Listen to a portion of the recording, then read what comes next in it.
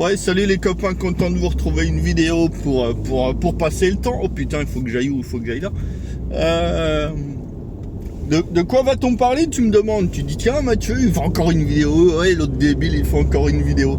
Eh ben, de l'opération spéciale, ouais, de la guerre Russie-Ukraine, tu vois. Quand t'es russe, c'est une opération spéciale, tu vois. C'est comme au foot, c'est pas un match amical, c'est la Ligue des Nations.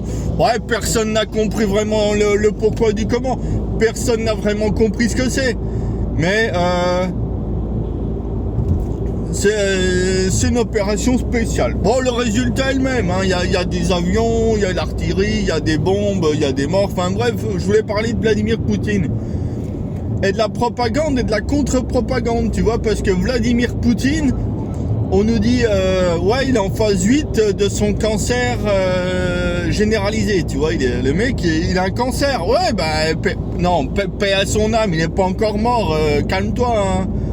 Ah, je te vois rouler par terre déjà. Non, il est pas déjà mort, ou pas encore mort, je ne sais pas comment il faut dire.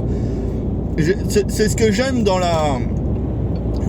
les médias français, c'est la propagande. Oui, j'ai toujours aimé, mais je suis un fan de l'URSS, moi. Ouais, tous ces trucs-là, l'Allemagne de l'Est, l'URSS, tu vois, les mecs qui arrivent à faire passer le mensonge pour la réalité. L'inversion des valeurs, ça s'appelle. Ouais, ça fait un petit peu chicos de dire ça. Bon, dis pas que c'est Alain Soral qui te l'a dit, parce que c'est moins chicos.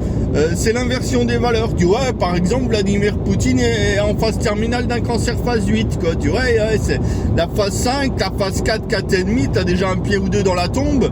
La phase 8, c'est comme une boîte de vitesse, si tu veux que je te compare ça. Avant, tu avais boîte manuelle 5 vitesses. Maintenant, j'ai EA7 Peugeot là, 7 vitesses. Ouais, EA7 7 vitesses. C'est le petit moyen mémotechnique pour retenir ça. Vladimir, il est pas en pleine forme, hein. Ah non. Vladimir, il est pas en pleine forme. Parce que pourquoi il est pas en pleine forme? Mais parce que je te l'ai dit, il a un cancer de quoi, hein. Pose pas de questions, de toute façon. Le temps passe, mais ça va, il apparaît à la télé, il fait des discours de 3-4 heures, bon, il est pas trop con non plus, mais en fait, ce qu'on ne dit pas dans les médias, ou ce que les médias, je sais pas, ou ce que les médias te disent, c'est pas lui, c'est son sosie. Ah, mais il est plutôt pas mal imité, moi je trouve, je le connais pas personnellement, il est plutôt pas mal imité, ouais, il est plutôt pas mal imité, quoi. Il tient. Ah, son sosie, tiens, enfin, tu me diras, ça sert à ça, un sosie. Moi, j'ai vu le podium de Yann Moix, il y a 2-3 sosies qui sont un petit peu, qui sont un petit peu moins bien. Alors, tu vois, il est cancer généralisé, Vladimir. Bon, tu me diras, même s'il meurt, s'il a un sosie, faut prier pour que son sosie ne soit pas malade, hein. Ah, t'imagines, son sosie officiel, il tombe malade. Et alors que le vrai Vladimir Poutine est malade. Ah, est-ce qu'il a... Qui est le sosie du sosie? Ah, c'est ça la question. Qui assure l'assureur? Ah en 2008, ils se sont posé la question, ça a mal fini, hein. En général, quand tu te poses la question, c'est pas bon signe, hein. Ensuite, qu'est-ce qu'il y a? Bah oui, le viol, ouais, logique. Le viol de masse, logique, ouais, c'est une arme de guerre, ouais, c'est sa bite, hein. Ouais, bon, une arme de guerre, n'exagérons rien, hein.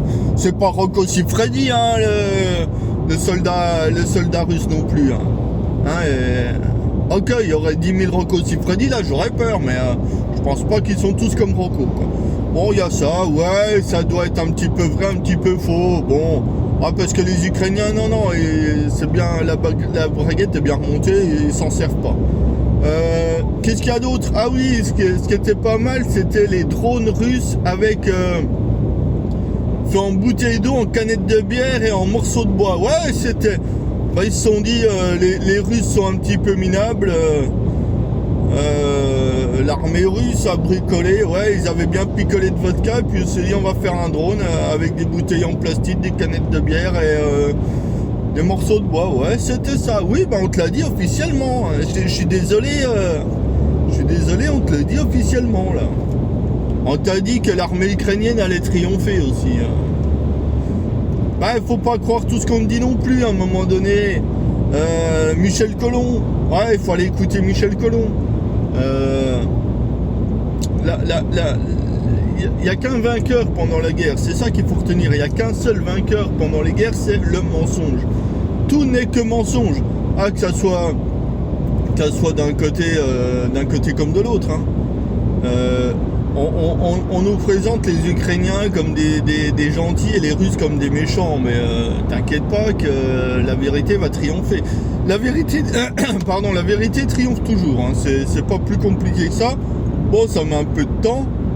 C'est comme les massacres qui sortent de nulle part, tu vois. C'est comme quand on t'a dit, ouais, la Russie a bombardé un centre commercial qui était plein craqué. Le centre commercial a cramé, il reste plus rien. 8 morts, 10 morts, 15 morts. Allez, on va arrondir à 20 morts, tu vois. Mais le narratif est pas bon. Si c'est un centre commercial, même un vrai centre commercial, tu vois, un Leclerc, pas un Monoprix de centre-ville, non, un truc un peu à la périphérie. Tu te rappelles de ça? Ouais, tu l'as vu. Une vingtaine de morts, enfin même pas, un centre commercial.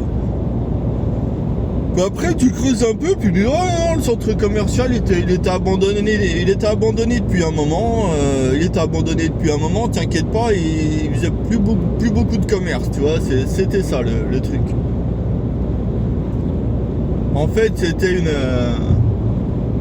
un entrepôt de munitions derrière le centre commercial qui avait explosé, qui avait mis le feu au centre commercial, tu vois. Bon. Mais c'est la réalité qu'on te donne est entièrement fausse, quoi. Et en plus, les médias de propagande, BFM TV, mais à qui appartient BFM TV? C'est la question. C'est la question. Voilà, qui appartient à BFM TV? Est-ce que son propriétaire est français? Parce que y a un petit truc qui me dérange, tu vois. Imagine, t'es une chaîne de télévision 24/24 en France, quoi. Donc, le propriétaire, ça serait bien qu'il soit français. Bah ouais, ça serait logique. Ça serait logique. Donc,